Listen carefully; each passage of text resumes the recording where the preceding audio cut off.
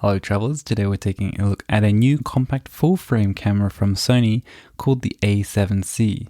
Previously, for my travels, I have used a Panasonic GX85, a Sony a5500, and a Sony a6400, and most recently an Olympus OMD EM5 Mark III, all of which were either an APS-C or micro four thirds size sensor.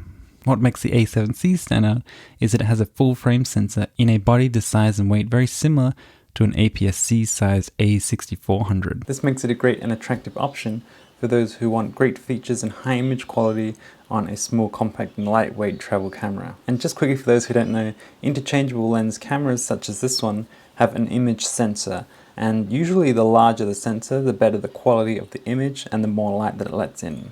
Now, I did buy this camera completely with my own money, and I did actually pre-order it from the Sony Australia online store, and I pre-ordered it at the end of September and it arrived on the 6th of October.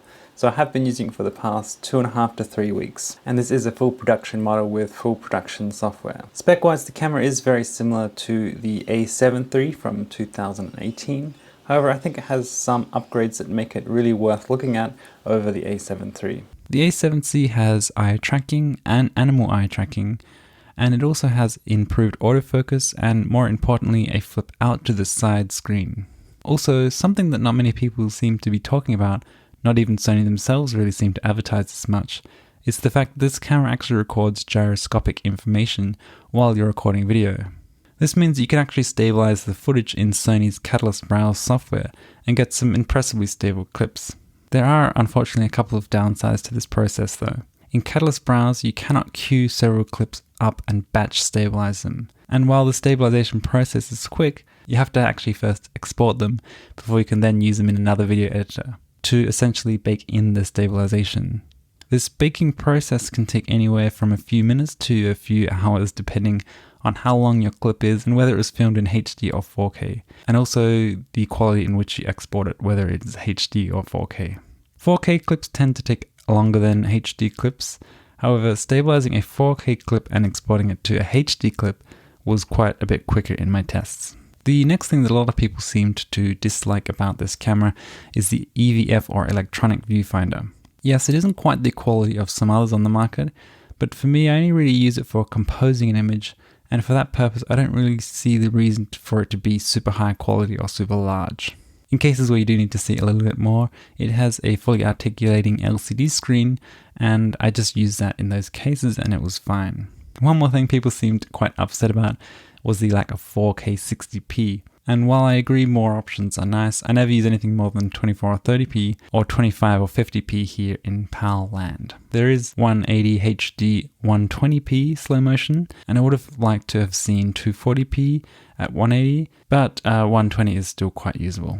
While on the topic, the LCD is another thing that has a small problem with it. When you wear polarized sunglasses, you'll notice that looking at the LCD screen with them on, it appears to be blank. This is because the LCD is polarized in the opposite way from the sunglasses polarizer. And you can correct this by using certain screen protectors. However, I just tended to take my glasses off when I was using it. Aside from that, the screen is actually quite large and it is bright enough even outside, and I found it quite adequate for doing selfie filming. Just quickly, I'd also like to mention that this camera still uses the old Sony menus, which have been vastly updated and improved on the new a7S III. However, I never actually felt that the old menu system was bad, and all of the settings that I tend to change quickly anyway, I put into the custom menu. So I never really had a problem with the old menus anyway. Now let's get to some of the best parts of the camera. Personally, I really love the rangefinder style and the black classic look, although many people seem to prefer the silver top version that is also available. The back is also nice and round and it's very comfortable to hold. The grip was fine for me and I never felt it to be too small, and I actually prefer the size of this grip over something larger and bulkier personally. I usually use it with the Peak Design wrist strap while shooting photos, and I found it to be very comfortable in my usage. The matte finish is also very nice and doesn't tend to pick up fingerprints or marks. The buttons on the camera are actually quite well laid out and mostly quite adequate. I like the large record button on the top, and the power switch on the right is very easy to access with one-handed use. Most users tend to complain about a lack of a front dial and more custom buttons, but I never felt the need for more than what are available. Also, a lot of the Sony lenses offer an extra customizable button on the side. For example, the Sony 20mm I have here and the Sony 35mm and also the 85mm. One button that did bother me a little bit, however, was the placement of the menu button up the top in the middle. It's a bit of a stretch to press sometimes, and if you use your left hand, it turns off the LCD screen as it passes over the EVF sensor. So it's a little bit of an inconvenience, as you do need to press this button quite often, as it acts as a back button in some of the menus. So it's more of an inconvenience than anything, but you do eventually get used to it. Now, the battery life has actually been very good, and one of the things that I really love about the Sony full frame cameras is that it shows the battery amount in a percentage at the top on the LCD screen. This is something that none of my previous cameras actually did. This camera also uses Sony's new Z type batteries, which are longer lasting than the older version. I can usually get like a couple of days worth of battery life out of the camera, depending whether I'm doing just photos or photos and videos, and I haven't actually had the battery run out of me yet. Another great thing about this camera is that it has a USB-C type port for a USB connection to the computer, and you can actually also use this to charge the camera. And you can use this with an external battery, providing that you use the correct USB cable type that supports enough power output. You can use a power bank to charge the camera while using it at the same time. Now in the menu is a silent shooting mode, which I think allows you to shoot with the electronic shutter, because when you do use this mode, the camera doesn't make any noise at all, no shutter or anything.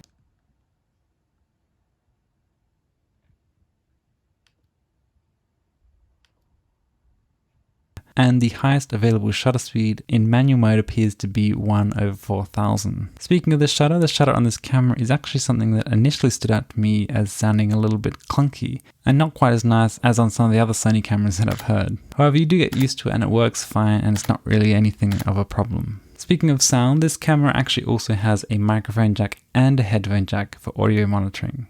The little doors that cover the ports are very nice to use, and they click open and stay open and don't flap around like some of the other cameras. So let's talk about lens options. Obviously, with a full frame sensor, you will need larger and heavier lenses to cover the sensor. You can use crop sensor mode or APS-C mode if you want to use the lighter and smaller APS-C E-mount lenses, but then you'll only be using 1.5 times the actual sensor and 10 megabytes rather than the full 24 megabytes. Sony did release a compact zoom that can be bundled with this camera as a kit lens.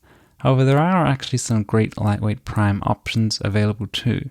I would suggest a so-called holy trinity of 3 fast primes, or even 2, as a great travel setup. For me, I think the Samyang 18mm 2.8, which is a very light and wide angle lens, would be great for vlogging. And you could pair that with a Tamron zoom, or you could pair it with the Samyang 75 1.8 when you wanted to go around and take photos, or even with the 35mm for a kind of street photography lens. So overall, I think the Sony a7C is an excellent camera that will please a lot of people, whether you're a traveler looking for a lightweight full frame camera, or you're a professional looking for a B cam, or even just thinking of upgrading from an APS-C camera. I think this camera will have something for everyone, although right now, yes, the price is a little bit high for what you get, especially in Australia and Europe. The price of this camera is very inflated. However, I think eventually when the price drops or when it comes on sale, I do highly recommend checking it out. Do leave a comment below what is your favorite travel camera and or lens, and be sure to stay subscribed to keep up to date with future videos.